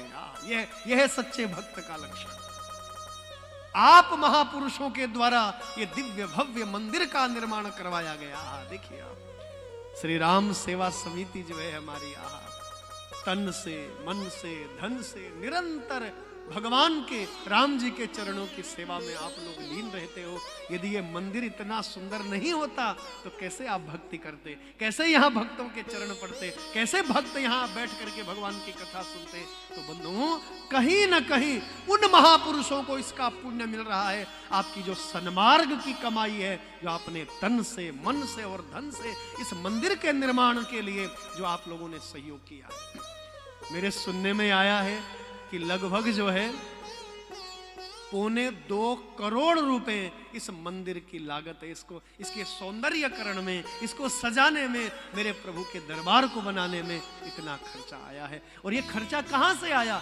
आप दानी महापुरुषों की कृपा से। तो एक बार उन दानियों के लिए जोरदार ताली बजाएंगे। धन्य धन्य है वो दानी महापुरुष। ऐसे जो हमारे श्री राम सेवा समिति के आप सभी जो पदाधिकारी हैं, आप जो कर्मठ कार्यकर्ता हैं, जो भगवान की सेवा में निरंतर लगे रहते हैं। बंधुओं, आज किसी को 2 मिनट भगवान का नाम लेने का समय नहीं है। और दिल्ली राजधानी में तो बिल्कुल भी नहीं, बुरा मत मानो आप। ये मेट्रो सिटी जो आपकी है ना, जिसको देखो बस दौड़ रहा, जिसको देखो बस भाग रहा। हाई पैसा, हाई पैसा, हाई पैसा, कितना कमाऊं, कहां से कमाऊं, कितना मिले, कहां से मिले। इस मेट्रो सिटी में दौड़ रहे हैं लोग, भाग रहे हैं लोग। लेकिन धन्य हैं आप। मैं आप महापुरुषों की प्रशंसा करता हूं। मेरे पास कोई शब्द ही नहीं है, किन शब्दों में मैं प्रशंसा करूं। धन्य है आपकी भक्ति, धन्य है आपकी श्रद्धा, जिन्होंने आज अपनी कमाई हुई लक्ष्मी का सदुपयोग करके ये भव्य मंदिर का निर्माण करवाया है। मेरे राम लला का दरबार, मेरे राम मंदिर का निर्माण करवाया है आप लोगों ने। क्या भव्य भगवान का दरबार सजाया है। देखिए, हमारी महारानी, हमारे गणपति भगवान हैं, हमारे हनुमान जी महाराज, हमारा देखो यहाँ पर राधा कृष्ण भगवान, लक्ष्मी नारायण भगवान। क्या अद्भुत दरबार है। और यह अद्भुत दरबार आपके दान को धन्य धन्य करता है। आपने जो एक एक पैसे का दान किया है, लक्ष्मी का जो सदुपयोग किया है, तो मंदिर का निर्माण आप भक्तों ने किया, आप भक्तों के सहयोग से, आपके दान की कृपा से। और देखो, सबको इसका लाभ मिल रहा है। सब यहां बैठ के कथा सुन रहे हैं, सब भक्त यहां पर आकर के भगवान का दर्शन कर रहे हैं। कितना परम सौभाग्य का विषय है। देखिए, तो केवट की भक्ति कितनी अनोखी है, केवट की भक्ति कितनी विचित्र है। आप देखिए, स्वयं भी भव सागर से पार हो गया, अपने परिवार को भी पार लगाया, अपने बच्चों को भी पार लगाया। क्या अद्भुत प्रसंग है। तो अब अपनी धर्म पत्नी और बच्चों को लेकर के आया और गंगा जल भर करके लाया, चरण धो रहा है। देखो चरण कैसे धो रहा है। देखिए आप, भगवान का चरण उठाया है, नीचे कठोता है लकड़ी का, और धर्म पत्नी ऊपर से गंगा जी की धार डाल रही है और केवट भगवान के चरण धो रहा है। और चरण कैसे धो रहा है। अति आनंद, अति आनंद उमगी अनुरागा, अति आनंद उमगी अनुरागा, अति आनंद उमगी अनुरागा, अति आनंद उमगी अनुरागा। चरण सरोज पखारन लागा, चरण सरोज पखारन लागा, चरण सरोज पखारन लागा, चरण सरोज पखारन लागा। अति आनंद उमगे अनुरागा, अति आनंद उमगे अनुरागा, अति आनंद उमगे अनुरागा, अति आनंद उमगे अनुरागा। मंगल भवन अमंगल हारी, मंगल भवन अमंगल हारी, मंगल भवन अमंगल हारी, मंगल भवन अमंगल हारी। द्रवहु सुदशरथ, द्रवहु सुदशरथ, द्रवहु सुदशरथ, द्रवहु सुदशरथ, अजिर बिहारी, अति आनंद उमगी अति आनंद उमगे अनुरागा। चरण सरोज पखारन लागा। चरण सरोज पखारन लागा। चरण सरोज पखारन लागा। चरण सरोज पखारन लागा। अति आनंद उमगी अनुरागा। अति आनंद उमगे अनुरागा। अति आनंद उमगी अनुरागा। अति आनंद उमगे अनुरागा। अति आनंद उमगे अनुरागा। अति आनंद छा गया। अब भाव में इतना डूब गया, देखो भगवान का चरण ऐसे उठाया हुआ है चरण धोने के लिए, नीचे कठौता है और धर्मपत्नी जी गंगा जी की धार डाल रही है और केवट चरण धो रहा है। अति आनंद उमगे अनुरागा। इतना आनंद छा गया, भाव विभोर हो गया। अब जब भाव विभोर हो गया तो भाव में इतना खो गया, इतना खो गया, आहा, इसके हाथ कांपने लगे। भाव में डूब गया, चरण धो रहा है, हाथ कांपने लगे। हाथ कांपने लगे तो भगवान का चरण भी कांपने लगा। भगवान का चरण कांपने लगा तो भगवान राम भी कांपने लगे। अब भगवान राम कांपने लगे तो लक्ष्मण जी ने भगवान के कानों के पास आकर के कहा, प्रभु क्या कर रहा है ये? गिर जाओगे आप, ये ऐसे क्यों कांप रहा है? गिर जाओगे आप, चोट लग जाएगी आपको। तो राम जी ने केवट को कहा, अरे भैया ऐसे क्यों कांप रहे हो? मुझे बड़ा डर लग रहा है कहीं मैं गिर न जाऊं। तुम्हारे हाथ कांप रहे, मेरा पैर कांप रहा है, मेरा शरीर कांप रहा है, कहीं मैं गिर न जाऊं। तो केवट कहता है, प्रभु यदि गिरने का इतना ही डर है आपको तो आप दोनों हाथों से मेरा माथा ऊपर से पकड़ लो। देखो कितनी अद्भुत भक्ति है। आप जरा देखो, अपना भाव नहीं बदला। अति आनंद उमगे अनुरागा। चरण सरोज, चरण सरोज पखारन लागा। अति आनंद उमगे अनुरागा। इतना आनंद, अपना भाव नहीं बदला। राम जी को कह रहा है यदि गिरने का डर है तो मेरा माथा ऊपर से पकड़ लो। बताओ, लक्ष्मण जी बोले, प्रभु बिल्कुल ठीक कह रहा है, आप इसका माथा पकड़ लो, आपके हाथ माथे पर पड़ जाएंगे तो बुद्धि थोड़ा पवित्र हो जाएगी इसकी। हमको जो पिछले 2 घंटे से दुखी करके रखा हुआ है ये परेशान करना छोड़ दे, इसलिए प्रभु इसके माथे पर हाथ रखोगे बुद्धि पवित्र हो जाएगी। तो केवट लक्ष्मण की ओर देख करके बोला, लक्ष्मण भैया तुम्हारी कृपा से, मेरे राम जी की कृपा से आपके इस भक्त की बुद्धि पहले से ही बहुत पवित्र है, और यदि मेरे प्रभु के हाथ पड़ जाएंगे तो दोबारा यह बुद्धि और भी स्वच्छ और भी निर्मल हो जाएगी यदि मेरे राम जी के हाथ माथे पर पड़ेंगे। क्या बात, चरण धोए, बड़े भाव में। राघव कह रहे हैं हो गया भैया हो गया। नहीं नहीं प्रभु थोड़ा सा और, थोड़ा सा और। बताओ, अब भक्त के बस में भगवान है ना। आज जितना मन किया बिल्कुल आनंद विभोर होकर, भाव विभोर होकर भगवान के चरण धोए। बार बार भगवान का स्पर्श कर रहा है। अभी व्यासपीठ ने निवेदन किया कि चरण धोने का निर्णय क्यों लिया, ताकि भगवान का बार बार स्पर्श होता रहे, बार बार चरण धो रहा है। ठाकुर जी कह रहे हो गया भैया। नहीं नहीं प्रभु थोड़ी और मिट्टी लगी है, खूब भगवान के चरण पखार रहा है। चरण धो दिए। अब बोले भैया क्या बैठ जाएं नाव में? बोले प्रभु थोड़ा सा 2 मिनट और। अब चरणामृत भरा हुआ है पात्र, देखो आप, छलाछल चरणामृत, पूर्ण ब्रह्म परमात्मा मेरे राघव के चरणों का जला।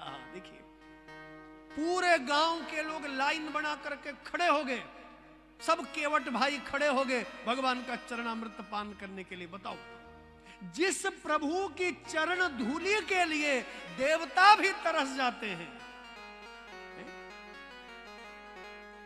पदानि तस्या खिल लोकपाल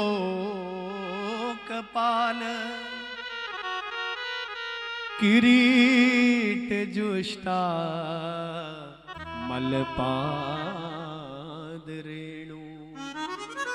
भागवत में लिखा है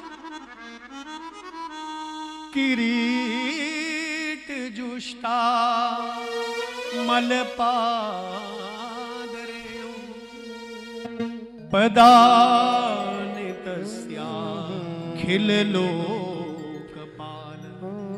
लोकपाल भी, देवता भी उस परमात्मा के चरणों की धूल के लिए तरसते हैं। अरे जब देवता भी उसकी धूल के लिए तरस रहे हैं और वही केवट आज भगवान का चरण धो लिया है और चरणामृत स्वयं भी पी रहा है, अपने परिवार के लोगों को, बच्चों को पिला रहा है, धर्मपत्नी को पिला रहा है और गांव समाज के जितने लोग हैं सबको चरणामृत बांट रहा है, लाइन बना करके खड़े हैं। जानकी मैया ने लक्ष्मण भैया को कहा, लखन भैया चले हम भी लाइन में खड़े हो जाएं चरणामृत के लिए। देखो तो लक्ष्मण जी बोले हम रघुवंशी हैं, केवट से मांगे, उसके सामने हाथ फैलाएं, मैं मर जाऊंगा पर केवट से नहीं मांगूंगा। लक्ष्मण जी की जिद, बड़े हठी, मैं मांगूंगा नहीं, हम रघुवंशी हैं। तो जानकी मैया ने कहा भैया शांत हो जाओ। ऊपर से ही मांगने की शुरुआत हुई। राम जी ने नाव मांगी, हम चरणामृत मांग लें बात बराबर हो जाएगी। बोलो हर हर गंगे। राम जी ने नाव मांगी, मांगी नाव न केवट आना, नाव मांगी थी ना, तो प्रभु ने नाव मांगी और हम चरणामृत मांग लें बात बराबर हो जाएगी। तो लाइन में खड़े हो गए मां जानकी और लक्ष्मण लला। यदि लाइन में खड़े नहीं हुए तो बड़ा उल्टी खोपड़ी का है, देगा नहीं चरणामृत। चलो चरणामृत पीना है तो भैया अकाल मृत्यु हरणम सर्व व्याधि विनाशनम नारायण चरणोदक पीत्वा पुनर्जन्म न विद्यते। श्री राम चरणोदक पीत्वा पुनर्जन्म न विद्यते। पुनर्जन्म न विद्यते, दोबारा जन्म नहीं होता है यदि मेरे राम लला के चरणों का उदक मिल गया, जल मिल गया। चरणामृत ग्रहण किया, चरणामृत पान किया, सबको चरणामृत मिला। बोले भैया अब बैठ जाए नाव पर। बोले 2 मिनट और प्रभु, 2 मिनट और। प्रभु हमने सुना है कि आप गुरुदेव विश्वामित्र से, श्री भगवान वशिष्ठ से सारी शिक्षा दीक्षा वेद पुराण शास्त्र आपने ग्रहण किए हैं। बोले हाँ भैया बिल्कुल ग्रहण किए हैं। बोले प्रभु उसमें कर्मकांड भी आता होगा। बोले हाँ बिल्कुल कर्मकांड आता है। कर्मकांड को जानते हो? बोले हाँ बिल्कुल जानते हैं। बोले प्रभु उसमें पितृकर्म भी आता होगा। बोले हाँ प्रभु आता है।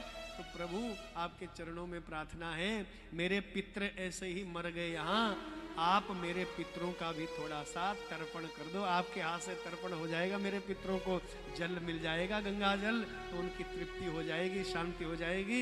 बोले प्रभु आप तर्पण भी कर दो। बताओ। तो लक्ष्मण जी की आंखें लाल लाल। प्रभु अपने पूर्वजों का तर्पण नहीं करवा रहा है यह। अब भैया लक्ष्मण फंसे ही ऐसी जगह है, क्या करें। तो जीव धर्म के आचार्य श्री लक्ष्मण जी ने वेद मंत्र बोलने प्रारंभ किए, पितृकर्म के मंत्र प्रारंभ किए और वहां तर्पण होने लगा। तस्मै स्वधा तस्मै स्वधा तस्मै स्वधा, स्वधायै नमः स्वधायै नमः। तर्पण करने लगा केवट। अब जब तर्पण पूरे हो गए भैया अब बैठ जाए नाव में। बोले प्रभु 2 मिनट और 2 मिनट। लक्ष्मण जी कह रहे प्रभु पिछले 2 घंटे से इसका 2 मिनट हो ही नहीं रहा पूरा। 2 घंटे हो गए और 2 मिनट और लगा हुआ है। बोले भैया बैठ जाए नौका में। प्रभु जरा 2 मिनट ठहरिए। तो जैसे कहा 2 मिनट ठहरिए तो केवट भूमि में गिर गया, लेट गया। जैसे नाव माना वहां है, यहाँ राम जी खड़े हैं तो ऐसे लेट गया बीच में, राम जी के और नौका के बीच में लेट गया। लक्ष्मण जी ने माथा पकड़ लिया, प्रभु ये पागल हो गया है, क्यों इस प्रकार गिर गया है? तो राम जी बोले भैया क्या हुआ, क्यों गिरे हो? तो केवट बोले प्रभु यदि आपके चरण फिर बालू में पड़ेंगे फिर वही समस्या आ जाएगी, फिर वही चरण धूली लग जाएगी, धूल लग जाएगी, मिट्टी लग जाएगी, बालू लग जाएगी, रेत लग जाएगी, फिर मुझे चरण धोने पड़ेंगे, आपको चरण धुलवाने पड़ेंगे, फिर वही समस्या हो जाएगी। तो प्रभु ऐसा करो, मैंने ये पुल बना दिया है और तो कोई साधन है नहीं, मैं नौका तक नीचे गिर गया हूं, आप मेरे ऊपर चल करके जाओ नौका में। वाह क्या बात है, देखिए कितना बुद्धिमान है। ऐसा क्यों किया होगा केवट ने, जरा कल्पना करिए, क्यों किया होगा ऐसा? बंधुओं किसी ने केवट को पूछा भैया ऐसा क्यों किया? तो केवट ने बड़ा सुंदर उत्तर दिया, जीव का स्वभाव है अहंकार आधा, बड़ अधिकार दक्ष जब पावा, बड़ा अधिकार जब कोई पावा, अति अभिमान हृदय तब आवा। बहुत बड़ा अहंकार, बहुत बड़ा अभिमान हृदय में आ जाता है। नहीं कोहु अस जन्मा जग माही, प्रभुता पाई जाई मद नाही। ऐसा कोई जन्मा ही नहीं है जिसके मन में अहंकार न आ जाए, घमंड न आ जाए। तो मुझे बड़ा डर लग रहा है कहीं मेरे मन में भविष्य में घमंड ना आ जाए कि मैंने तो रघुनंदन के दर्शन किए हैं, सीताराम के दर्शन किए हैं, उनके चरण धोए हैं, चरणामृत पिया है, कहीं भविष्य में अहंकार ना आ जाए। तो प्रभु यदि मेरे भगवान के चरण मेरे शरीर पर पड़ेंगे तो कहीं यदि अहंकार का बीज अंकुरित होने वाला होगा तो भैया उस बीज का समूल नाश हो जाएगा, उस अहंकार का समूल नाश हो जाएगा। इसलिए केवट चाहता है कि भगवान मेरे ऊपर अपने चरण रखे और भगवान के चरण पड़ेंगे तो मेरा अहंकार पैदा होने से पहले ही नष्ट हो जाएगा। बोले भक्तवत्सल भगवान जय। कितनी अद्भुत भक्ति, कितनी विचित्र भक्ति आप देखिए। और बंधुओं आइए, भगवान केवट के ऊपर चल करके गए, अघटित घटना घटित हो गई। पूर्ण ब्रह्म परमेश्वर जिन चरणों के लिए दिक्पाल तरस जाते हैं, चरणों की धूल के लिए बड़े बड़े ऋषि मुनि तरस जाते हैं, आज वो चरण केवट के शरीर के ऊपर पड़े हैं। कितना भाग्यशाली होगा, कल्पना करिए आप, हैं? और चल करके भगवान गए केवट के शरीर के ऊपर से और फिर नौका पर बैठे हैं। आइए, लक्ष्मण सीता सहित भगवान विराजमान हुए नौका पर। अब इसने रस्सी खोली और जैसे रस्सी खोली है आगे बढ़ी है नौका, जैसे आगे बढ़ी। आइए प्रभु नाम का स्मरण करते हुए हम लोग आगे बढ़ेंगे। करते रहोगे, बड़ा मधुर भजन है, सब मेरे साथ गाएंगे। जो करते रहोगे भजन धीरे धीरे तो मिल जाएगा वो सजन धीरे धीरे, तो मिल जाएगा सजन धीरे धीरे, तो मिल जाएगा वो सजन धीरे धीरे, तो मिल जाएगा वो सजन धीरे धीरे। जो करते रहोगे भजन धीरे धीरे, जो करते रहोगे भजन धीरे धीरे, तो मिल जाएगा वो सजन धीरे धीरे, तो मिल जाएगा वो सजन धीरे धीरे, तो मिल जाएगा सजन धीरे धीरे। तो मिल जाएगा वो सजन धीरे धीरे। ताली बजाइए जरा, भजन करते रहिए।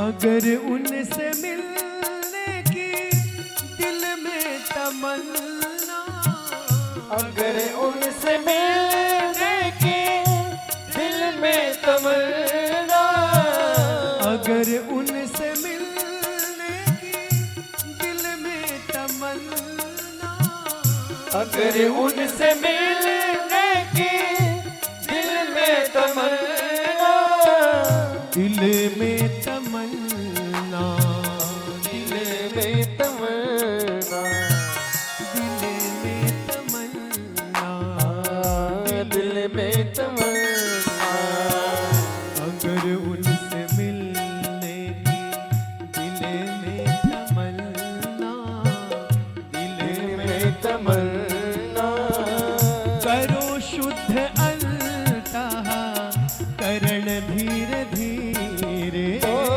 करो शुद्ध अल्ताह करण धीरे धीरे, करो शुद्ध अल्ताह करण धीरे धीरे, करो शुद्ध अल्ताह करण धीरे धीरे, जो करते रहोगे भजन धीरे धीरे, भजन धीरे धीरे, तो मिल जाएगा जाओ सजन धीरे धीरे, ओ तो मिल जाएगा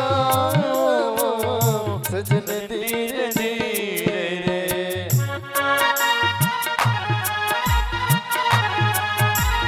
ताली बजाते हुए।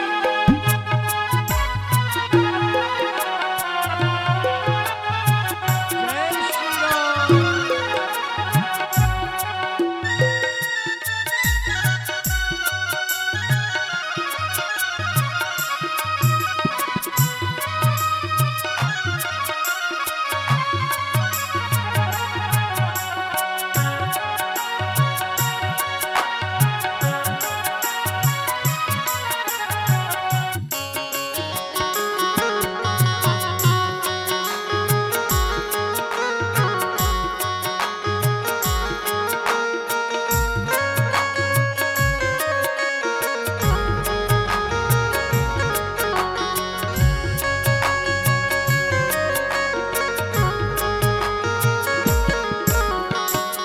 कोई काम दुनिया में मुश्किल नहीं है, कोई काम दुनिया में मुश्किल नहीं है, कोई काम दुनिया में मुश्किल नहीं है, कोई काम दुनिया में मुश्किल नहीं है, मुश्किल नहीं है, मुश्किल नहीं है, कोई काम दुनिया में मुश्किल नहीं है, मुश्किल नहीं है, जो करते रहोगे जतन धीरे धीरे, जो करते रहोगे जतन धीरे धीरे, जो करते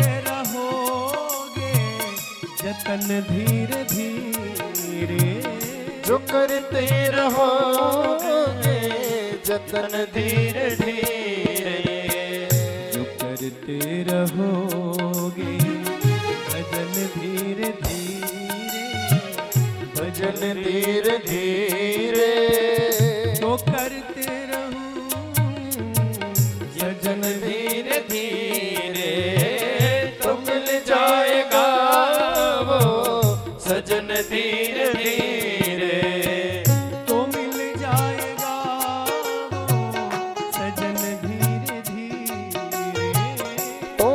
जाएगा सजन धीरे धीरे। जय हो।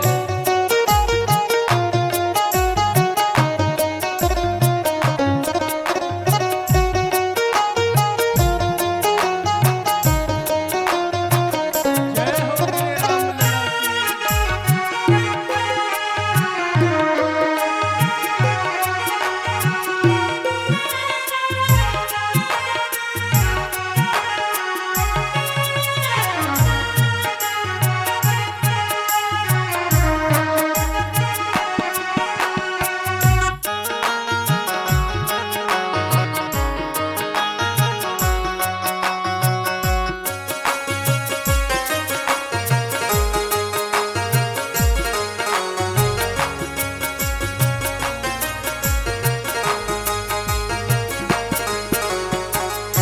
करो प्रेम भक्ति से सेवा हरि की।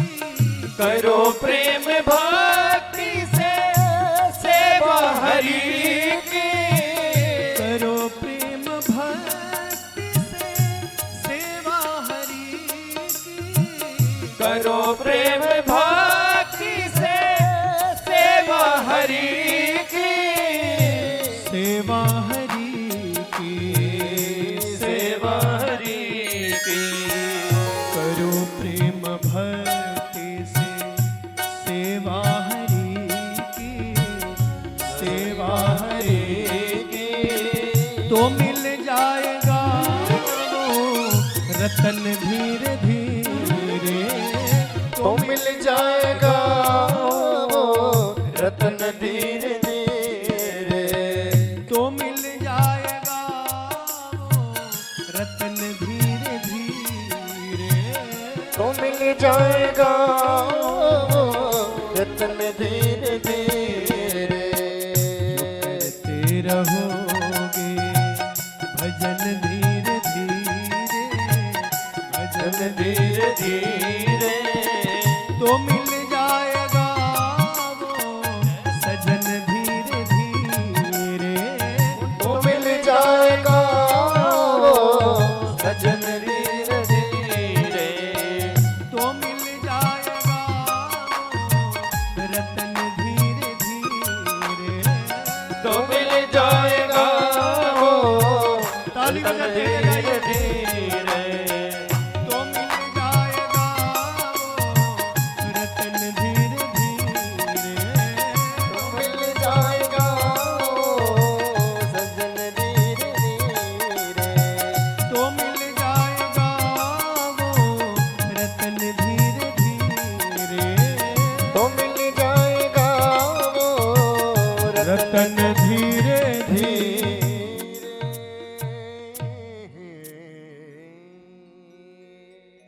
जो करते रहोगे भजन धीरे धीरे। तो मिल जाएगा सजन धीरे धीरे। तो मिल जाएगा वो रतन धीरे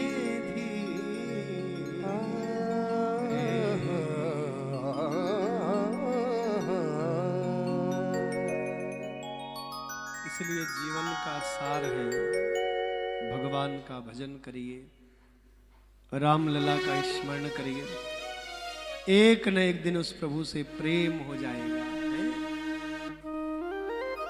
तो नौका का रस्सा खोला है केवट ने, और शांत जल में नौका बहती हुई जा रही है। मेरी नौका में लक्ष्मण राम, गंगा मैया धीरे बहो। मेरी नौका में लक्ष्मण राम, गंगे मैया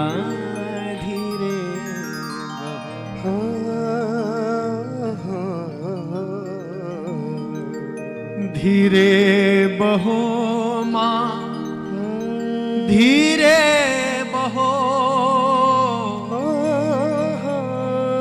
धीरे बहो माँ धीरे बहो मेरी नौका में लक्ष्मण राम गंगे मैया धीरे बहो।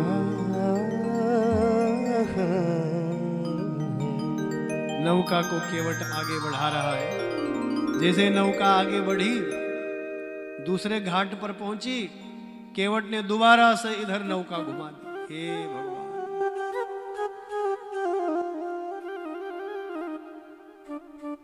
लक्ष्मण जी ने प्रभु को कहा, डायरेक्ट केवट को नहीं बोल रहा है लक्ष्मण, उल्टी खोपड़ी का है, पता नहीं क्या कर दे। प्रभु ये क्या कर रहा है, हमें उस पार उतरना था, इधर घुमा दी फिर नौका। लगता है कुछ भूल गया है लखन, कुछ भूल गया है। तो जैसे इस पार पहुंचा फिर उधर घुमा दी।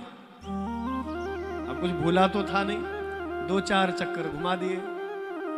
तो राम जी बोले, केवट भैया हम घूमने नहीं आए हैं, नौका विहार करने नहीं आए हैं, जो आप इस प्रकार गोल गोल घुमा रहे हो।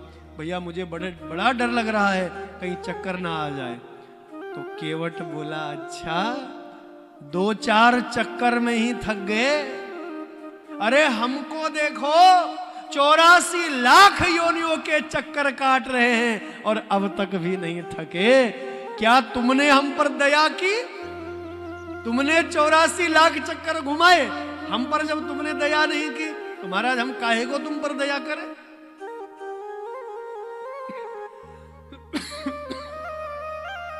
भैया बहुत डर लग रहा है। बोले, प्रभु 14 वर्ष का वनवास मिला है, बिल्कुल ऐसा तो कहा नहीं कि इस डेट पर यहां पहुंचना है, तो 2-4 दिन इधर उधर हो जाए। बोले, भैया डर लग रहा है, उस पार उतार दो। अब केवट ने नौका उस पार उतारी है और रघुनंदन जैसे उतरे हैं, माँ जानकी लक्ष्मण भैया उतरे हैं, और जैसे उतरे हैं अब केवट नौका से उतरे। और गोस्वामी बाबा कह रहे हैं, बड़ी सुंदर पंक्तियां कह रहे हैं, आगे केवट उतरी दंडवत की धाम। केवट उतरे दंडवत की नाम। केवट उतरी दंडवत की धाम। केवट उतरे दंडवत के नाम। प्रभु ही सकुचि अहि कछु नहीं दीना। प्रभु सकुच एहि कछु नहीं देना। प्रभु ही सकुच एहि कछु नहीं दीना। ओ प्रभु ही सकुच एहि कछु नहीं देना। केवट उतरी दंडवत कीन्हा। केवट उतरे दंडवत की नाम। केवट उतरी दंडवत कीन्हा। केवट उतरे दंडवत की नाम। प्रभु ही सकुच एहि कछु नहीं दीन्हा।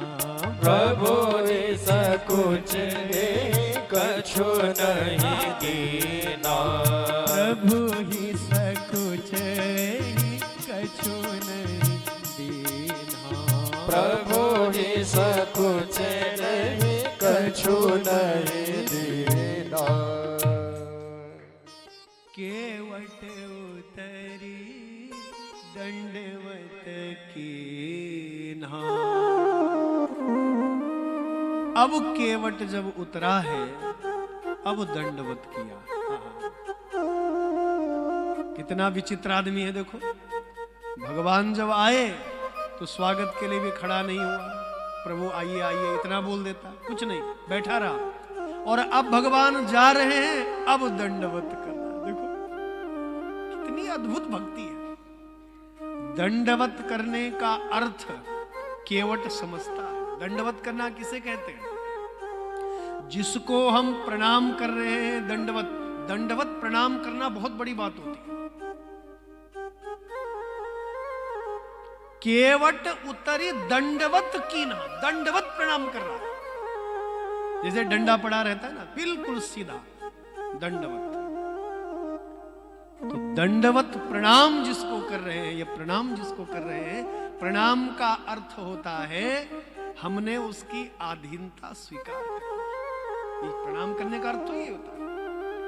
जिनको प्रणाम कर रहे हैं, गुरु को प्रणाम कर रहे हैं, माता पिता को प्रणाम कर रहे हैं, बड़े बुजुर्गों को प्रणाम कर रहे हैं। प्रणाम का अर्थ यह है कि हम आपके चरणों में समर्पित हो गए हैं, आपकी जो आज्ञा होगी उसको शिरोधार्य करेंगे। ये प्रणाम करने का अर्थ है। जिनको प्रणाम कर रहे हैं उनके अधीन हो गए। जो स्वामी कहेंगे वही भक्त करेगा। तो केवट ने सोचा यदि पहले ही मैं दंडवत प्रणाम कर दूं तो भगवान के चरण कैसे धुलूंगा? क्यों? चरणामृत कैसे मिलेगा सबको? अपने पितरों का तर्पण कैसे करवाऊंगा? भगवान से कैसे अपने कार्य सिद्ध करवाऊंगा मैं? यदि पहले ही दंडवत करूंगा तो भगवान के अधीन हो जाऊंगा, और भगवान के अधीन हो जाऊंगा तो जो स्वामी कहेंगे वो भक्त को करना पड़ेगा। भैया नौका में बिठाओ, मुझे नौका में बिठाना पड़ता। न चरण धुलवाने का सौभाग्य मिलता, कुछ नहीं मिलता। न मेरा परिवार तरता, न मेरा घर, मेरा गांव समाज, न वो भवसागर से तरता। तो प्रभु इसलिए केवट ने अब दंडवत प्रणाम किया है। केवट उतरी दंडवत कीन्हा। अब केवट ने दंडवत किया। प्रभु ही सकुच यही कछु नहीं दीना। भगवान को बड़ा संकोच लगा कि मैंने इसको कुछ नहीं दिया। देखो भगवान के मन में चल रहा है कि मैंने इसको कुछ नहीं दिया। देखो धर्मपत्नी कैसी होनी चाहिए मेरी बहनों, जो बिना कहे ही पति के भाव को समझ जाए, पति क्या कहना चाह रहे हैं। धर्मपत्नी कैसी होनी चाहिए? देखिए, पिया हिया हित सिया जानन हारी। बाबा क्या लिख रहे हैं? पिया हिया हित सिया जानन हारी, मुदित मगन मन मुदरी उतारी। मुदित मगन मन मुदरी उतारी। पिया हिया हित सिया।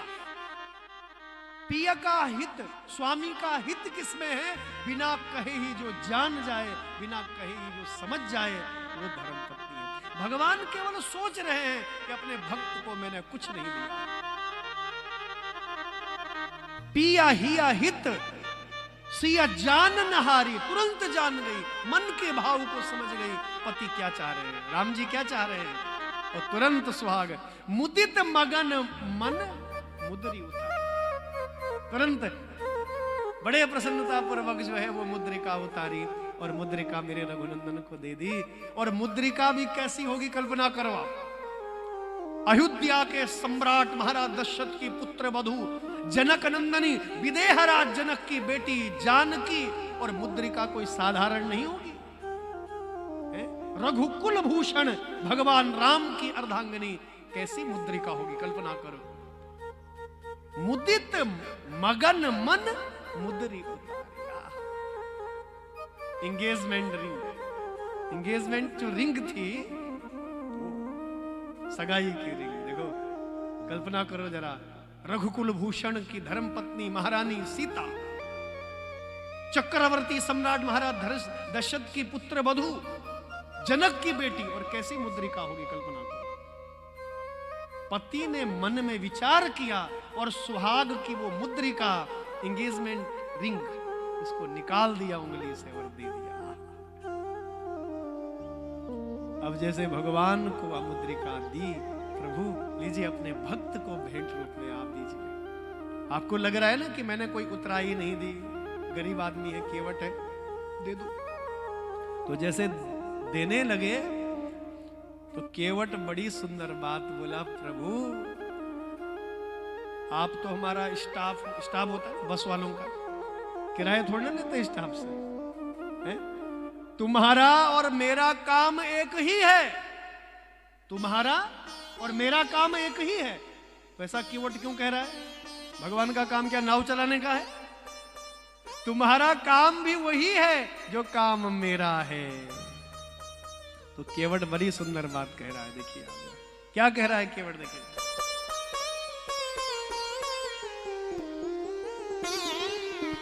नदी नाव के हम उतरैया,